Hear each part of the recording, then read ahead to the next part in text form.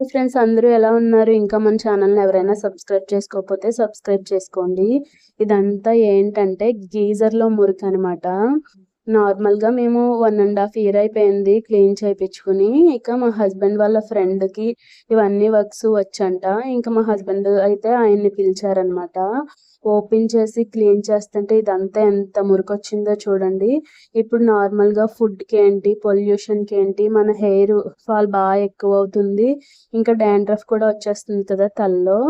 ఇంకా yearly once ఇలా clean చేపిచ్చుకుంటే చాలా మంచిది. పాడవకుండా ఉంటది. హెయిర్ ఫాల్ అవ్వకుండా ఉంటది.